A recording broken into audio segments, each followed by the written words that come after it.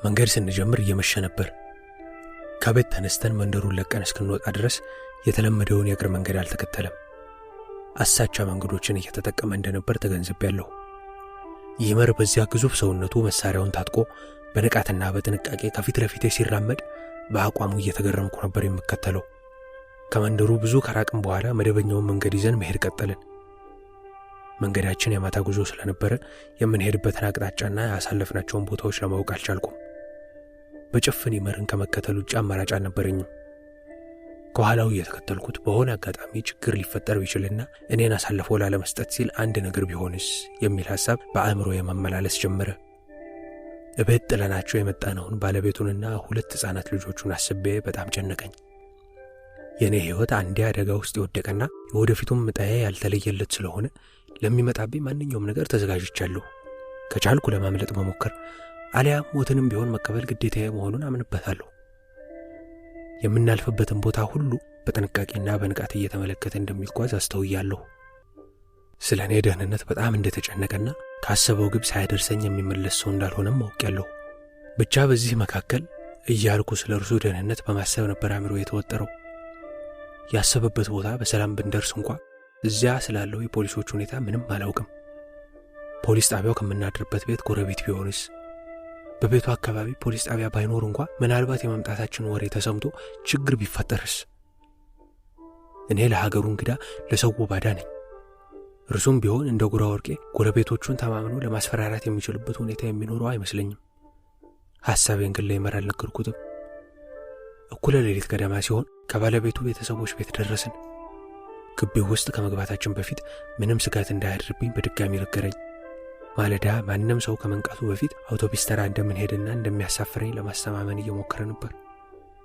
ምንም ችግር ቢፈጠር ማንኛውንም ኃይል ለመከላከል የሚያስችል በቂ ጥይት አለን አለኝ። ደግሞ የመጣው ቢመጣ ቃሉን ለማክበር ያለውን ቁርጠኝነት ለማረጋገጥ። ይመር እንዳለውም በሚቀጥለው ቀን ማንም ሰው ሳይሰማ ድምፃችንን አጥፍተን ለመውጣት በማለዳው ተነሳን። ይመር ግልድሙን ሳገለድም አገዘኝና መሳሪያውን ይዞ ፊትና ኋላ ሆነን ወደ አውቶቡስ ተራ ሄድን። ከወሎ ሮቢት ሐሲምባ የጀግና ሰው መልኩ 2 ብቻ ነው። አንድ ፊት መስዋዕት፣ በአንድ ፊት ድሉ ነው። የሁሉም ማሰሪያ ማተቡ ብቻ ነው። ከይመር ንጉሴ ጋር አውቶቡስ ተራ ወደሚገኝበት ወደ ከተማው እየተቃረበን ስንመጣ ምን ሊያጋጥመን እንደሚችል እያሰላሰልኩ ሰውነቴ እንደገና መሸበር ጀምሯል። ፖሊስ ወይም ሌላ የመንግስት ተሰላዮች ቢያጋጥሙን በእርሱ ከመተማመን በስተቀር ምን ማድረግ እንደምችል እያሰብኩ አማራጮቼን በአእምሮዬ እያሰላሰልኩ ሳለሁ ነበር አውቶቡሱ ተራ የደረስነው። ከተማ ከገባን በኋላ ፖሊስ ባያጋጥመንም ሰው በሙሉ የታጠቀ ስለነበር ከበደኝ። የሚያገኙት ሰዎች በሙሉ ለእርሱ የአክብሮት ሰላምታ ይሰጡትና እኔም በጥርጣሬ ይመለከቱኛል። የእርሱን አይነት ልብስ ብለብስም የማህበረሰቡ አባል አለመሆኔን በማወቅ በአትኩሮት እያዩኝ ስለ ጉራ ወርቄ ጦርነት ይጠይቁታል። አውቶቡስ ተራው አካባቢ ስንደርስ ከዋናው መንገድ በስተምዕራብ በኩል ወደሚገኝ አንድ ጠላ ቤት ገባን። ውስጥ የነበሩት ሰዎች ይመርን በሰላምታ ተቀበሉት። እሱም ሰላምታቸውን በመመለስ እንደ ሁኔታው ያናግራቸዋል። ሰላምታው የበዛው የጉራ ወርቄ ወሬ በስፋት ተሰምቶ ሊሆን እንደሚችል ገምቻለሁ። ይመር ግን ወሎ ሮቢት ውስጥም የሚታወቅ ሰው እንደሆነ ተረዳሁ። ቦታ አግኝተን ተቀመጥን። ትንሽ እንደቆየን ከፊታችን ከተቀመጡት ሰዎች አንደኛው ጠላውን ጎንጨት አድርጎ መልሶ ካስቀመጠ በኋላ ወደ እኔ ተመለከተና ከትላንት ወዲያ የሆነውን ሁሉ እኮ ሰማን፣ ይሄ ነው እንደ የማረካው ኮበሌ ብሎ ጠየቀው። አይ ይሄ እንኳን እረኛዬ ነው፣ ምርኮኛንማ ገድዬዋለሁ ብሎ በመኮሳተር ተመለከተው። እኔ ሰው መግደል ያን ያህል እንደ ቀላል ነገር መነገሩ እየገረመኝ ነበር። ሰውየው የሰማውን ማመኑን ተጠራጥሬያለሁ። ይመርም ሁኔታውን ተገንዝቦታል። ይሄ እረኛዬ ነው፣ ዘመዶቹን ስለናፈቀ ወደ ሀገሩ ልሸኘው ነው የመጣሁት አለና የበለጠ ለማሳመን ሞከረ። ከትንሽ ጊዜ በኋላ አስተማሪዎች የሚመስሉ ሰዎች ወደ ጠላ ቤቱ ገብተው እኔና ይመር ከነበርንበት አቅራቢያ መደቡ ላይ ተቀምጠው ነበር። ሰውየውና ይመር የተነጋገሩትን ካዳመጡ በኋላ ይሄ እረኛ ወደ ሀገሩ ሲሄድ መልእክት የሚያደርስልን ከሆነ አንዴ እናነጋግረው ብለው ይመርን አስፈቀዱት። ይመር ፈቃደኝነቱን ገለጸላቸውና ወደ ውጭ ይዘውኝ ወጥተው በአቅራቢያ ወደ ነበረ ሻይ ቤት ወሰዱኝ። ማን እንደነገራቸው ባላውቅም ስለ እኔ የሚያውቁ መሆናቸውን ተረድቻለሁ። ሻይና ዳቦ አዘውልኝ በልቼ ስጨርስ ትንሽ ወሮኝና አይዞህ ይሄ ደግሞ ለአንዳንድ ነገር ይጠቅማል ብለው ገንዘብ ሰጡኝ። ልክ ይህንን በማውራት ላይ ያለን ወደ መቀሌ የሚሄደው የወሎ ፈረስ አውቶቡስ ጥሩምባውን እያስጮኸ መጣ። አውቶቡሱ መምጣቱን ስሰማ የየት መኪና ይሆን አልኳቸው ሰዎቹን። መቀሌ ነው አለኝ አንደኛው ቀልጠፍ ብሎ። ከመጣደፌ የተነሳ ወደ ይመር እንኳ መለስ ብዬ ሳልሰናበተው ወደ አውቶቡሱ በሩጫ ሄጄ ተሳፈርኩ። ይመር አውቶቡሱ መምጣቱን ሲሰማ ይመስለኛል ከጠላ ቤቱ ወጥቶ በአይኖቹ አሻግሮ ሲፈልገኝ አየሁት። በመስኮት በኩል አንገቴን አውጥቼ ደህና ሁን በማለት ተሰናበትኩት። አውቶቡሱ ሞተሩን አስጮኸና ተንቀሳቀሰ። የልቤ ምት ሲጨምር ተሰማኝ። በሐሳቤ በመንገድ ሊያጋጥመኝ ስለሚችል ችግር ሳውጠነጥን ቆየሁና የሚገጥሙኝን ችግሮች አልፌ ተመልሼ አሲምባ ገባ ይሆን? ለመሆኑ ስንት ጓዶች ይህ ዕድል ገጥሟቸው ይሆን ወደሚል ሌላ ሐሳብ ገባሁ። ዕድሉ ያልገጠማቸውና ከመጀመሪያውም ለክፉ አደጋ የተጋለጡ ጓዶችን ሳስብ ያሳለፍነው የጦርነት ትርኢት በዓይኔ ላይ መጣ። የሰዎች ጩኸት፣ የጁሊያኖና የአሊካዝ አሟሟት፣ በደበሳይ ጀርባ የገባው ጦርና የተንዠቀዠቀው ደሙ፣ የአሊካዝ አወዳደቅ፣ የጁሊያኖ ሬሳ ላይ ተደፍተን ስንላቀስ ጁሊያኖ የሚል ጩኸት እየተሰማኝ በሐሳብና በትካዜ ጭልጥ አልኩ። አውቶቡስ ውስጥ መሆኔንና በማላውቃቸው ሰዎች መካከል መሆኔ ሁሉ ተዘንግቶኛል። በግንባሬ ላይ መፍሰስ የጀመረው ላብና የአይኖቼን ቋት ሞልተው ዱብ የሚሉት የእንባ ዘለላዎች ምን አይነት እንግዳ ስሜት ውስጥ እንደነበርኩና ምን ያህል ራሴን መቆጣጠር እንዳቃተኝ ይናገሩ ነበር። ድንገት ወደ ህሊናዬ ተመለስኩና ደነገጥኩ። ሰዎች ሁኔታዬን ልብ እንዳይሉ ከፊቴ ያለውን መቀመጫ በሁለት እጆቼ ይዤ ጭንቅላቴን በእጆቼ መካከል ቀበርኩ። ስሜቴ ቀዝቀዝ እስኪልና ገጽታዬ መለስ እስኪልልኝ በዚያ ሁኔታ እንደተደፋው ቆየሁ። አጠገቤ ተቀምጦ የነበረው የከተማ ሰው የቅቤ የሽታ ሳይስማማው ቀርቶ ይመስለኛል ወንበሩን ትቶ ከቢጤው የከተማ ሰው ጋር ተዳብሏል። ያለሁት ለብቻዬ መሆኑ ተመችቶኛል። መኪናው ፍጥነቱን እየጨመረ ነበር። በመስኮት የሚታየኝ ተራራ፣ ሸንተረርና ሜዳው እንዲሁም ዛፎቹ ሁሉ ወደ ኋላችን እየተፈተለኩ ይጠፋሉ። ዞር ብዬ በስተቀኝ በኩል ባሉት ወንበሮች ላይ የተቀመጡትን ሰዎች ተመለከትኩ። አንዳንዶች እርስ በርሳቸው ያወራሉ። ከመስኮቱ ጥግ የተቀመጡ አንድ ሸምገል ያሉ ሰው አንገታቸውን ወደ ኋላ ዘንበል አድርገው እንቅልፍ ሸለብ አድርጓቸዋል። አንዳንዶች ደግሞ እንደኔው ሁሉ በራሳቸው ሐሳብ ውስጥ ገብተው ወደ ኋላ የሚወረወረውን የገጠር ትዕይንት እያዩ ቅዝዝ ብለዋል። ከኋላዬ ባለው ሁለት መደዳ ወንበሮች ላይ 6 ባላገሮች የቤተሰብ ጨዋታ ይዘው ሐዘን በተቀላቀለበት ስሜት ያወራሉ። ከሴቶቹ አለባበስ ለለቅሶ እንደሚሄዱ ገመትኩ። ድንገት አውቶቡሱ ፍጥነቱን ቀነሰና ቆመ። የደረስንበትን ቦታ ለመለየት ቀና አልኩና አጠገቤ ባለው መስኮት ቃኘት አደረኩ። ከመኪናው ፊት የፍተሻ ኬላ መኖሩን አየሁ። ጥቂት ወታደሮች ከዳር ቆመው ሹፌሩን እያነጋገሩት ነበር። የመጀመሪያው ፈተና አልኩ በልቤ።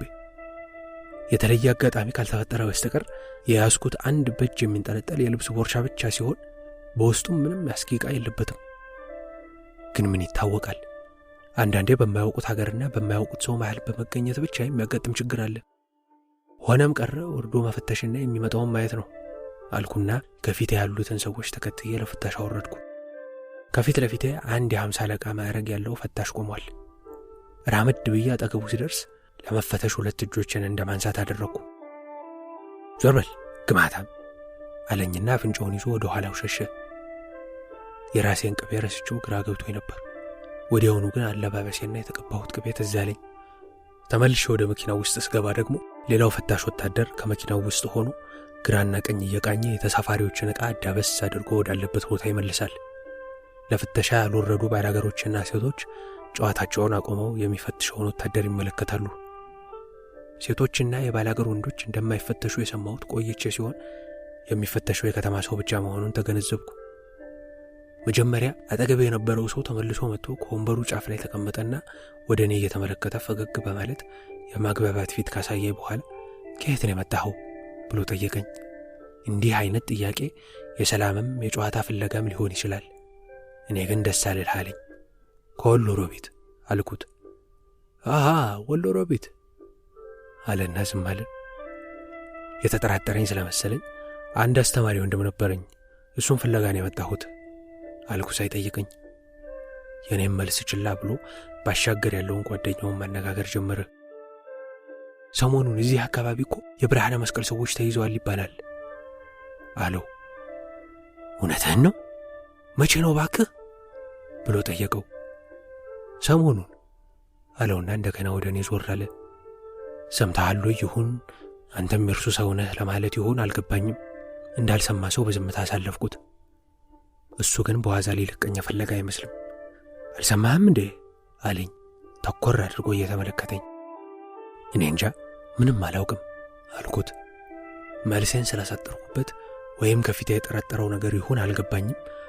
ቅድም በሐሳብ ተመስጬና የነበርኩበትን ዘንግቼ በላብ ተጠምቄ ሳለቅስ አይቶኝ ይሆን እንዴ ጠረጠረኝ ብዬ አሰብኩ። የመንግስት ነጭ ለባሽም ሊሆን ይችላል። ብቻ በሁኔታው ምቾት እንዳልተሰማኝ እሱም ሳይገባው አይቀርም። የኔ አነጋገር አላጠግብ ብሎት ቅር እንዳለው ያስታውቃል። ያ ሰው ችግር ይፈጥርብኛል ብዬ ፈርቼው ነበር። ሰውየው ከጓደኛው ጋር ሲነጋገር እንደተረዳሁት የጭነት መኪና ያለው ይመስለኛል። የመጣውም መኪናውን ለመከታተል እንደሆነና ማይጨው ላይ እንደሚወርድ ለጓደኛው ሲነግሮ የሰማሁትም መስሎኝ ነበር። እርሱ ግን አሁንም ከኛ ጋር እየሄደ ነው። ጓደኛው ማይጨው ለምን እንዳልወረደ ሲጠይቀው መኪናው አልፎ መሄዱን ስለሰማ እየተከተለው እንደሆነ ነበር የመለሰለት። የጓደኛውን ጥያቄ ከመለሰ በኋላም ቀስ እያለ ወደ እኔ ዞሮ ሊያነጋግረኝ ደግሞ መሞከሩን አስታወስኩ። እኔ ደግሞ ሆን ብዬ የምሰጠው አጭር መልስ ብቻ ነው። አንዳንዴም አዎን ወይም አይደለም ለማለት አንገቴን እያወዛወስኩ በምልክት ብቻ መልስለታለሁ። የሚያደርገው ግራ ሲገባው ይተወኝና እንደገና ወደ ጓደኛው ይዞራል። ደግሞ አርስቱን ለውጦ ስለ ወያኔ ማውራት ይጀምራል። ሰሞኑን እኮ የትግራይ ታጋዮች ሰሩ ላይ በደርግ ጦር ላይ ከባድ ጉዳት አደረሱ አለ። እውነትህን ነው አለ ጓደኛው። ለወሬው ጉጉት ኖሮት ሳይሆን እንዲሁ መልሱን በመጠበቅ እየተመለከተው እንደሆነ ስላየ ብቻ ነበር የተናገረው። ይህንን ስሰማ ይሄ ሰውዬ ማንነቴን ጠርጥሮ ለማወጣጣት በአዲስ አቅጣጫ እየመጣ ነው አልኩ በልቤ። የወያኔ አባል መሆኔን ማወቅ እንደፈለገ ገብቶኛል። ሌላ ችግር ውስጥ ሳይከተኝ በጊዜ ለመላቀቅ መቀሌ ከመድረሳችን በፊት ለመውረድም አስቤ ነበር። መንገድ ላይ ወርጄ ግን የት እገባለሁ? ከእርሱ ጋር እንዲሁ እንደተፋጠጥን ሳላውቀው መቀሌ መዳረሻ ላይ የሚገኘው ካምፕ ደረስን። ለፍተሻ ቆምን። ከማይጨው በኋላ ለፍተሻ የቆምነው መቀሌ መግቢያ ላይ ነበር። ከማይጨው የፍተሻ ተሞክሮዬ ትምህርት ስላገኘው መቀሌ ፍተሻ ጣቢያ ላይ ከመኪና አልወረድኩም። ፍተሻው የሚመለከታቸው ከተማ ቀመስ መንገዶች አጠገብ የሆኑ የጨቀጭቀኝ የነበረ ሰውዬና ያ አውቶቡስ ውስጥ የተግባባው ጓደኛው እየተንሾካሾኩ ከመኪና ወረዱ። እኔ ግን ያው እንደ ገበሬ ስለለበስኩ ባለፈው ፍተሻ ላይ እንደገጠመኝ ግማታም የሚል ጸያፍ ቃል እንዳይመጣብኝና ፍተሻው እንደኔ አይነቱን ባላገርና ሴቶች ስለማይመለከት ከተቀመጥኩበት አልተንቀሳቀስኩም። ሆኖም ሰውየው ከሩቅ እየታየኝ ስለነበር በአይን እየተከታተልኩት ነው። የወረዱት መንገደኞች ተመልሰው ቦታቸውን ከያዙ በኋላ መኪናው እንደገና ሞተሩን አስነስቶ ጉዞ እስኪጀምር ድረስ እፎይታ አላገኘሁም ነበር። የአጨቅጫቃ ሰውዬም በደባልነት ተቀምጦበት ወደ ነበረው ወንበር ተመልሶ ሄዷል። ሐሳቡን ከእኔ ላይ አንስቶ አጠገቡ ካሉት ሰዎች ጋር ማውራት ጀምሯል። ለማዘናጋት የፈጠረው ዘዴ ከሆነም ችግርም እንኳ ቢያመጣ መቀሌ አውቶቡሱ ሲቆም የሚመጣ ነው የሚሆነው። ከፍተሻው በኋላ ብዙም አልቆየንም። አውቶቡሱ በጥቂት ደቂቃዎች ውስጥ መቀሌ አውቶቡስ ጣቢያ ገብቶ ቆመና ተሳፋሪዎቹ መውረድ ጀመሩ። ገልመጥ ብዬ ሰውየውንና አካባቢውን ተመለከትኩና ወደ መጨረሻ ከቀሩት መንገደኞች ጋር ተቀላቅዬ ወረድኩ። መቀሌንም እንደ ሌሎቹ ከተሞች ሁሉ ለመጀመሪያ ጊዜ ማየቴ ነበር። አውቶቡስ ተራው ውስጥ ሆኜ አዱሊስ ሆቴል የሚል ጽሑፍ ይታየኛል። ወደዚያ በመሄድና ባለመሄድ መሃል ሳመነታ በግቢው ውስጥ ያሉ በዘኔዎች ሽርጤን ለማየት የፈለጉ ይመስል ከበው ይቆነጣጥሉኝ ጀመር። ባላገርነቴን አይተው መቀለጃ ሊያደርጉኝና ሊስቁብኝ ፈልገዋል፣ ወይም ደግሞ ገንዘብ ሊሰርቁኝ እያመቻቹኝ ነበር። በያዝኩት ረጅም በትር ለማስፈራራት ስሞክር እየተሳሳቁ ይበተኑና እንደገና ተመልሶ ይከቡኛል። በመጨረሻ ግቢው ውስጥ በጥበቃ ላይ የነበሩ ሚሊሻዎች ደረሱልኝ። ባላገር አይታችሁ አታውቁም? ዞር በሉ ሲሏቸው ተበታተኑ። መቀሌን ስለማላውቃት ከአውቶቡስ ተራው ወጥቼ በየት አቅጣጫ መሄድ እንዳለብኝ ገና አልወሰንኩም። እግሬ በወሰደኝ አንዱ መንገድ መርጬ ጉዞዬን ቀጠልኩ። የሄድኩበት መንገድ ግን አንድ በወይን ተክል ቅጠሎች የታጀበ ግቢ አጠገብ ሲደርስ ቆመ። ግቢው በወታደሮች የተከበበና በመትረየስ የሚጠበቅ ነበር። ልቤ ድው አለብኝ። አስፈሪውን ግቢ ወደ ግራ በኩል ትቼ በፍጥነት በመታጠፍ ሲሄድ መንታ መንገድ ላይ አወጣኝ። ዞር ስል በአንድ አቅጣጫ ትልቅ የመኪና መንገድ ታየኝ። ትንሽ ተንፈስ አልኩ። አውራ መንገዱን ይዤ ወደፊት መጓዜን ቀጠልኩ። ከትንሽ ጊዜ በኋላ ከተማውን ለቅቄ እየወጣሁ መሆኔን በግራና በቀኝ ያሉት መስኮቶች ነገሩኝ። ገጠር ውስጥ በመግባቴ ሕይወቴ ከአደጋ እየራቀ መሆኑ ተሰምቶኝ እፎይ ስል ረሃብ ይሞረሙረኝ ጀመር። ገረመኝ። በስጋት ውስጥ በነበርኩባቸው ደቂቃዎች ውስጥ በፍጹም ያልነበረ ረሃብ ከየት መጣ ሳልለው ሲያንገበግበኝ መሳቅም አሰኘኝ። ምግብ ወሎ ረቤት የበላሁ ነኝ። መቼም የገጠር ሰው አይጨክንም ብዬ አሰብኩና አቅራቢያ ሰው ባገኝ ብዬ አካባቢውን አማተርኩ። አንዲት ሴት በራቸው ደጃፍ ላይ ጎንበስ ብለው የሆነ ነገር ሲያገላብጡ አየሁ። ሳላመነታ ጠጋልኩና ማደሪያ የሌለኝ ለሀገሩ እንግዳ ነኝ ብዬ ገዳ ንግግሬን ሳልጨርስ ቀበል አድርገው አነጋገርህ ግን እንዳለባበሴ የገበሬ አይመስልም አሉኝ። ከዚያም ትኩር ብለው ሲያዩኝ ቆዩና ግራ ቀኛቸውን ካጣሩ በኋላ ወደ ጆሮ የጠጋ ብለው እዚህ አካባቢ ነጭ ለባሾች አሉ፣ እንዳንተ አይነቱን ጸጉረ ልውውጥ ካገኙ ይዘው ወደ ወህኒ ቤት ነው የሚወስዱት አሉኝ። ወህኒ ቤት ያሉት ቀደም ሲል ያለፍኩት የሚጠበቀው ግቢ እንደሆነ ገመትኩ። ደጃፉ ደርሼ እጃቸው ውስጥ አለመግባቴ ተአምር ነው ብዬ አሰብኩ። ሴትዮዋ ማስጠንቀቂያውን ነግረውኝ ለራሳቸውም ለመጠንቀቅ እየፈለጉ እንደሆነ ስለታወቀኝ ወደ ቤት እንደገባ ሲጋብዙኝ ገረመኝ። ቀልጠፍ ብዬ ወደ ውስጥ ገብቼ አረፍ እንዳልኩ ትኩስ እንጀራ አምጥተው ነጠላዬ ላይ ያስቀመጡልኝና ብላሁን እንዳያይዙ ቶሎ ከዚህ አካባቢ ጥፋ አሉኝና ቀድመው ወጥተው አካባቢውን ተመለካከቱና እንደወጣ ምልክት ሰጡኝ። እኔ አመስገኛቸው ሲሄድ እሳቸው ደግሞ በጭስ የሞጨሞጫ አይናቸውን በመዳፋቸው ጀርባ እያሻሹ ያሰፉት እንጀራ እንዳይቃጠልባቸው እየተቻኮሉ ተመልሰው ገቡ። አደጋ ላይ መሆኔ ተሰምቶኛል። ፈጥኛ አካባቢውን መልቀቅ እንደሚያስፈልገኝም እርግጥ ነበር። የሚሄደው ግን እግሬ ወደ መራኝ ውር ድንብሬን ነበር። መድረሻዬን ለመገመትም ሆነ አቅጣጫዬን ለማስተካከል የሚያስችለኝ ሁኔታ አልነበረኝም። በዚህ ሁኔታ የተከተልኩት መንገድ ወዳልተጠበቀ ጫፍ ወስዶኝ ከወንዝ አፋፍ ላይ አደረሰኝ። ወንዙ የሚወርደው በትልቅ ገደል ላይ ነው። መሻገር የማይታሰብ ነበር። በመጣሁበት መንገድ ተመልሼ በመጀመሪያ ሳልፍ ወዳየሁት አንድ ቤተ ክርስቲያን ውስጥ ለማደር ወስኜ ወደዚያው አመራሁ። ጥርጣሬ ከፍተኛ ስለነበረ ማንንም ሰው ለመጠየቅ አልደፈርኩም። ቤተ ክርስቲያኑን ከማግኘቴ በፊት ግን አንድ ጅምር ቤት በማየቴ ሐሳቤን ለወጥኩ። በቤቱ አጠገብ አጠና፣ ድንጋይ፣ ለመምረጊያ የተዘጋጀ ጭቃ እንዲሁም ሌሎች ለግንባታ የሚሆኑ የተለያዩ ነገሮች እዚያና እዚህ ተበታትነው ይታያሉ። ሰራተኞቹ የሉ። ነገር ግን አካፋና ዶማ የመሳሰሉት የግንባታ መሳሪያዎች በቤቱ ውስጥ ተቀምጠዋል። እዚያ ጅምር ቤት ስደርስ ቀኑ መጨላለም ጀምሮ ነበር። ከዚያ በኋላ ሰራተኞቹ እንደማይመጡ እርግጠኛ ሆንኩና ገብቼ አንዱ ጥግ ቦታ መርጬ ለመተኛት ተመቻቸሁ። ከመተኛቴ በፊት ግን ሴትዮዋ የሰጡኝ እንጀራ ትዝ አለኝ። በእርግጥ ረሃቤ ሁሉ ጠፍቷል። ቢሆንም ግን ለመብላት መሞከር እንዳለብኝ ያውቃለሁ። ደረቁን እንጀራ ቆረስ አድርጌ ወደ አፌ ያስገባሁና ማላመጥ ስጀምር ድምፅ የሰማሁ መሰለኝ። ማላመጤን አቆሜ ማዳመጥ ጀመርኩ። አሁን የተሰማኝ የጅቦች ጩኸት ነበር። በአቅራቢያው ካለው ወንዝ የሚወጡ ጅቦች ናቸው ብዬ ገመትኩ። እውነትም የድምፁ አቅጣጫ ከወንዙ በኩል መሆኑ ያስታውቃል። በነጠላዬ የተቋጠረውን እንጀራ ወዲያ ጥዬ ጅቦቹ ከመጡ መከላከያ ለመስራት ወዲያ ወዲህ ማለት ጀመርኩ። ቤቱ መዝጊያ አልተገጠመለትም። ስለዚህም ውጭ ያሉትን ድንጋዮች ማምጣት አማራጭ የሌለው መፍትሄ ነበር። ከአሁን ጅቦቹ ደረሱብኝ እያልኩ በመሳቀቅ ድንጋዮቹን እስከ ወገቤ ከፍታ ድረስ አደራርቤ በሩ ላይ ቆለልኩ። የጅቦቹ ድምፅ እየቀረቡ መምጣታቸውን ይነግረኛል። በዚያ ፍጥነት ግን አጠገቤ ይደርሳሉ ብዬ አልገመትኩም። ነገር ግን ወዲያውኑ ደርሰው ቤቱን ከበቡት። ጩኸታቸው ቤቱን ያነቃንቀው እስከሚመስለኝ ድረስ ከባድ ነበር። የሰው ጠረን ሸቷቸው ሊሆን እንደሚችልና በየትኛውም ደቂቃ ድንጋዩን ሊገፉት እንደሚችሉ እየጠበቅኩ በፍርሃት ተጨነቅኩ። የጭንቅ ሌሊት ደግሞ አያልቅም። ሌሊቱን ሙሉ አይኖች የፈጠው ጅቦቹን እየተጠባበቅኩ አንዲት ደቂቃ እንኳን ለመተኛት አልቻልኩም። ወደ ሌሊቱ መገባደጃ ላይ ጩኸታቸው ቀነሰና ቀስ በቀስ ድምፃቸውም እየራቀ ሄደ። እፎይ አልኩ። ከተቀመጥኩበት ጥግ ተነስቼ ውጭውን ተመለከትኩ። ማለዳው ለዓይን ገልጦ ወገግ ማለት ጀምሯል። ወደ ደጅ ወጣሁ። ሊያዘልቅ የሚችለውን የመንገድ አቅጣጫ ረጋ ብዬ ለማጣራት ሞከርኩ። ገና መንጋቱ ስለሆነ በአካባቢው ሰው አይታይም። የተሻለ አማራጭ የመሰለኝን አንደኛውን አቅጣጫ ይዤ ወደ ሰሜን በኩል ሲሄድ የመኪና ድምፅ ሰማሁ። እርምጃዬን ፈጠን አደረግኩና ድምፁን ወደ ሰማሁበት ገሰገስኩ። ሳላስበውም አውራ መንገድ ላይ ደረስኩ። የወጣሁበት ቦታ የፍተሻ ኬላ መሆኑን ያወቅኩት ግን ተከታትለው የቆሙ መኪናዎችን ስመለከት ነበር። የፍተሻውን ኬላ ወደ ግራ ትቼ በቀኝ በኩል ወደ በረሃው አቅጣጫ በሚወስደው መንገድ ሄድኩ።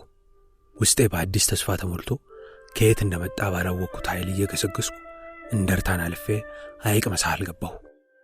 ወደ ወልዲያ ስንሄድ ያረፍንበት ቦታ ስለነበር ገና ሳየው አስታወስኩት። ትክክለኛውን የመንገዴን አቅጣጫ ስለለየሁት በራስ መተማመን የተመለሰልኝ። ውስጤም በደስታ ተሞላ። ተረጋግቼ ወደ ራሴ በመመለሴ ይመስለኛል ሐይቅ መሳህል እንደገባሁ ረሃቡ አገረሸብኝ። ካልተመገብሁ ጉዞዬን መቀጠል አልችልም። ስለዚህ በቅርብ ወዳየሁት አንድ ሻይ ቤት ለመግባት ወሰንኩ። ልገባ ስል ግን ዮሐንስን አየሁት። ዮሐንስን ወደ ወሎ በሄድንበትም ጊዜ አይቼዋለሁ። ዮሐንስ ቀድሞ አዲግራትም እያለሁ የማውቀው ልጅ ነው። ልክ ሲያይ ወደ እኔ መጣና ይቅርታ አንተ ካሳ አይደለህም ብሎ ጠየቀኝ። በንግግርና አንገቴን በመነቅነቅም ጭምር አይደለሁም አልኩት። ግራ በመጋባት ትቶኝ ሄደ። እፎይ አልኩ በቀላሉ በመገላገል ደስ ብሎኝ። ዮሐንስ ግን እንደገና ተመልሶ መጣ። አንተ ካሳ አብረህ አይደለህም? እንዴት አይደለሁም ትለኛለህ? ባለፈው ወር እንኳን በዚህ በኩል አልፋችሁ አልነበረም ብሎ አጥብቆ ጠየቀኝ። አይዳዬ ይሄ ደግሞ ምን መዘዝ ሊያመጣብኝ ሆን አልኩ ለራሴ። ከሄደ በኋላ በመመለሱ የሆነ ነገር አስቦ መሆን አለበት የሚል ጥርጣሬ ፈጥሮብኛል። ይሄ ሰውዬ አላውቅህም ሲሉት ዝም ብሎ አይሄድም። ምን ፈልጎ ነው እንግዲህ አለቅ ያለኝ እያልኩ ከራሴ ጋር ተማከትኩ። የሚፈልገው ነገር እንዳለው ቢገባኝም ምን ሊሆን እንደሚችል ግን መገመት አልሆነልኝም። ድሮ ሳቀው በክፉ ሊያስጠረጥረው የሚችል ባህሪ አልነበረውም። በወቅቱ በተፈጠረው ሁኔታ ግን ሊለወጥ የማይችልበት ምክንያት ማግኘት አቃተኝ። ድንገት ለአደጋ ቢያጋልጠኝ ብዬ ለመዘጋጀት እየሞከርኩ ነበር። በሐሳብ ውስጥ ሆኜ ለሁለተኛ ጥያቄው መልስ እንዳልሰጠሁት ትውስ ሲለኝ ፊቴን ኮስተርተር አድርጌ ልቆጣ ፈልጌ ነበር። ነገር ግን ሁኔታውን ላለማካረር ብዬ በትህትና የኔ ወንድም ተሳስተሃል፣ እኔ አንተ የምትለው ሰው አይደለሁም አልኩትና በቆመበት ጥዬው ሄድኩ። እርሱ ግን አሁንም አልለቀቀኝም። እየተከተለኝ እንደሆነ በኮቴው ድምፅ ይታወቀኛል። ወደ ኋላ ዞር ብዬ በግልምጫ አነሳሁት። አልሄደም። ከባድ ችግር ውስጥ እየገባው እንደሆነ ውስጤ እየነገረኝ ነው። የመጨረሻ ሙከራ ለማድረግ ቆም አልኩና አፍጥጬ እየተመለከትኩት የኔ ወንድም አላውቅህም፣ አታውቀኝም። እኔ አንተ የምትለው ሰው እንዳልሆንክ ነገርኩ። ታዲያ ለምን አትሆኝም አልኩት። መልሴን እንዳልሰማ ችላ ብሎ የጠየቁህ ሌላ ነገር አይደለም፣ ለራሳችሁ ጉዳይ ነው አለኝ። ካልፈልግ መሄድ ትችላለህ በሚል ስሜት ደንገጥ አልኩ። ምን እያለኝ እንደሆነ ለመገንበት አእምሮዬን በፍጥነት እንዲያስብ እያስጨነቅኩት ነበር። ለጥቂት ደቂቃዎች ሁለታችንም ዝም አለን። ብዙም እንድትጨነቅ አያስፈልግም። ቢንያም የሚባል ቁስለኛ ጓደኛችሁ እዚህ መደበቁን ልነግርህ ነው አለኝ። በጣም ደነገጥኩ። አይደለሁም ብዬ የካድኩትን ምን በማለት ጮኽኩ። ዮሐንስ የስሜት መለዋወጥ ሲመለከት ፈገግ አለ። ፈገግታው አናደደኝ። የቢንያምን ስም ስሰማ የታወሰኝ ሲቆስል ከሐኪም ተክለ ብርሃን ጋር ጥለነው መሄዳችን ነበር። አሁን ታዲያ የት ያለው ብዬ ጠየቅኩት። ያለበትን ቦታ ላሳይህ አለና ከበፊቱ ለየት ባለ ስሜት ጠየቀኝ። ፈቃደኝነቴን ገለጽኩለትና ወዳለበት ቦታ ይዞኝ ሄደ። ቢንያምን ያገኘሁት ያለ ረዳት መንቀሳቀስ በማይችልበት ሁኔታ ላይ ነበር። ቢንያም አለባበስ ተቀይሮ ሲመለከት ችግር እንዳለ ገብቶታል። ምን እንደተፈጠረ ጠየቀኝ። ሁሉንም ነገር አጫወትኩት። ራሱ ያለበትን ሁኔታ ረስቶ በነገርኩት ታሪክ አዝኖ ያለቅስ ጀመር። እርሱም ማጽናናት ቀላል አልነበረም። በኋላ ግን እንደምንም አረጋጋሁትና ስለ እርሱ ጉዳይ መነጋገር ቀጠልን። እንደተረዳሁት ተክለ ብርሃን እዚያ ድረስ ይዞት መጥቶ ከዚያ ወዲህ ማጓጓዙ ስለቸገረው አንድ ቤት ውስጥ ደብቆት ወደ አሲምባ ሄዷል። አሁን ታዲያ እዚህ ጥለህ ልትሄድ ነው ብሎ ጠየቀኝ። ብዙ ከተጨዋወትን በኋላ ወዲያውኑ አንድ ሐሳብ መጣልኝ። እዚህ ቦታ ብዙ ስለቆየ ለደህንነት ጥሩ አይሆንም፣ ቦታ ብንቀይር ይሻላል አልኩት። እዚያው ሐይቅ መሳህል ውስጥ ፊት አውራሪ ሙዑስ የሚባሉ ወደ ወያኔ የገቡ ሰው ነበሩ። እናም በዚህ በኩል ስናልፍ ህዝቡ ስማቸውን ጠርቶ ፊት አውራሪ እናንተ ጋር ነው የገቡት ብሎ ሲጠይቀን ትዝ አይልህም አልኩት ቢንያምን። ለፖለቲካ ፍጆታ ስንል ፊት አውራሪ ሙዑስ እኛ ጋር ናቸው እያለን ማለፋችንን አስታወስኩት። እርሳቸው ትውልዳቸውና ኑሯቸው ሐይቅ መሳህል ነበር። ቤተ መንግሥት የሚመስል ቤት ነበራቸው። ወደ እርሳቸው ቤት እንድንሄድ ነበር ቢንያምን የጠየቅኩት። ጓዶች እንደሆነን እንነግራቸውና ተመልሰን እስከምንወስድህ በአደራ አብረሃቸው እንድትቆይ እንጠይቃቸዋለን አልኩት። ቢንያም ተስማማለኝ። ዮሐንስና ሌሎች የሚተባበሩን ገበሬዎች ተጨምረው ብንያምን በበቅሎ ይዘነው ሄድን። ፊት አውራሪ ቤት ስንደርስ በጣም መሽቶ ነበር። በተባልነው መንገድ አነጋገርናቸውና ብንያምን በአደራ ሊደብቁልን ተስማሙ። ደስ ተሰኘሁ። በቀጣዩ ቀን ጠዋት ብንያምን ተሰናበትኩትና የአሲምባ ጉዞዬን ቀጠልኩ። ከመቀሌ ከተነሳም በኋላ 2 ቀናት ጨርሼ 3ኛውን ጀምሬያለሁ። አጋሜ ወረዳ ልገባ የሰዓታት ጉዞ ይቀረኛል። ጉዞ ያላለቀም። ጥቂት እንደሄድኩ ቆም ብዬ ወደ ሰሜን ምስራቅ በኩል ተመለከትኩ። ልቤ ወከክ ብሎ የተከፈተ መሰለኝ። አይኖቼ በእውን የተመለከቱትን ልቤ መቀበል አቃተው። የማየውን እውነት ውስጤ መቀበል አቅቶት አንገራገረ። ይህ ህልም ነው ወይስ እውን? እውነት በሕይወት ተመለስኩ ማለት ነው? ብዙ ጥያቄዎች በአእምሮዬ ውስጥ ይመላለሳሉ። በደንብ እንዲታየኝና ልቤ አምኖ እንዲቀበል ከፍታ ቦታ ላይ ወጥቼ ለመመልከት አሰብኩና ወደዚያው ሄድኩ። በኮረብታው ጫፍ ላይ ቆሜ ስመለከት የደስታ ስሜት ውስጤን አናወጠው። ደስታዬን መቆጣጠር አቃተኝ።